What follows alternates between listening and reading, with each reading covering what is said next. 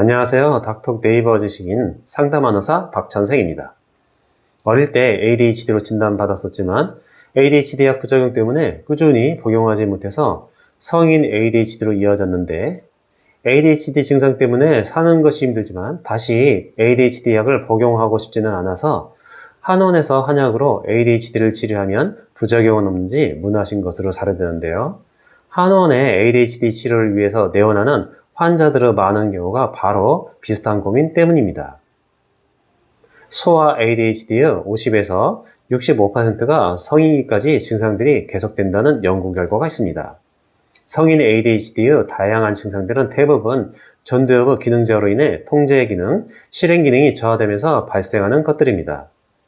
거기에 더해 성장 과정에서 적절한 치료와 돌봄을 받지 못하다 보니 정서적인 발달이나 사회성의 발달에도 문제가 생긴 결과물이 바로 성인 ADHD라고 할 수 있습니다. 소아 ADHD와 달리 성인 ADHD에서는 과잉행동이나 충동성 문제보다도 주력결핍으로 인한 문제가 더 많이 발생하는 것이 사실입니다.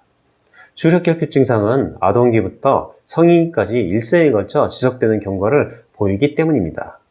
특히 사회생활을 해야 하는 성인기에 주력결핍이 보이는 경우 아동기보다 훨씬 더 심각한 문제를 초래할 수 있습니다.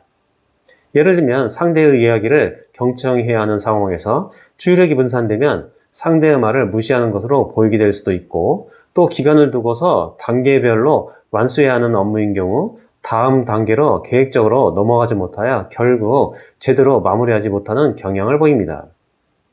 일을 할 때에도 시작 시점부터 미리 압도당하는 느낌을 받으면서 힘들어하기도 합니다. 또 시간 관리를 못하여 항상 약속 시간, 마감 시간에 늦고 허둥대는 모습을 자주 보입니다. 물건을 제자리에 두지 못하여 자주 찾아 헤매기도 합니다.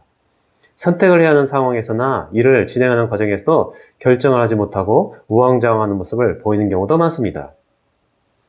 이러한 과정에서 지나친 정신적 에너지를 소모하다 보니 의욕이 없는 모습을 보이기도 하는데요. 이러한 의욕저하 무기력증은 결국 우울증으로 이어지기도 합니다. 그 결과 ADHD와 우울증이 동반될 확률은 최고 75%나 된다고 합니다.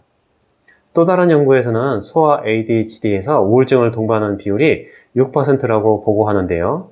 이 또한 ADHD가 없는 아동에 비해서는 무려 5배나 더 높은 비율입니다. 우울증의 원인으로는 신경전달 물질인 세로토닌의 부족, 유전, 낮은 자존감, 사회적인 원인 등이 있는데요. 가족 연구에서는 ADHD와 우울증 사이에 유전적인 관계가 있다는 결과를 보고하고 있습니다.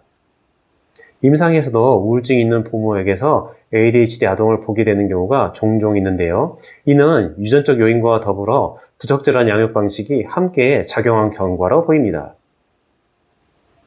성인 ADHD의 경우에도 소아 ADHD와 마찬가지로 부적절한 행동은 심한 질책이나 손실로 되돌아가는 경우가 많습니다. 게다가 성인의 ADHD는 가족 구성원들의 심한 스트레스와 불화의 요인이 되는 경우가 많은데요.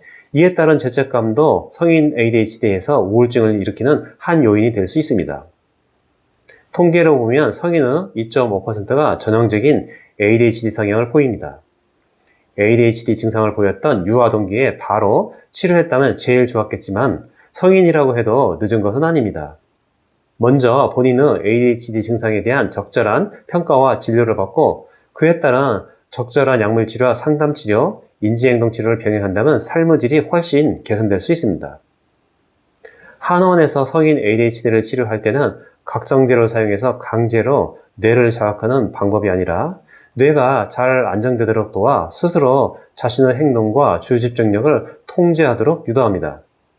그래서 한의학적인 성인 ADHD 치료는 부작용이 거의 없고 치료 완료 이후에는 복약을 중단하더라도 ADHD 증상이 다시 심해지는 반동 현상도 훨씬 적기 때문에 안정적인 치료가 가능합니다. 감사합니다.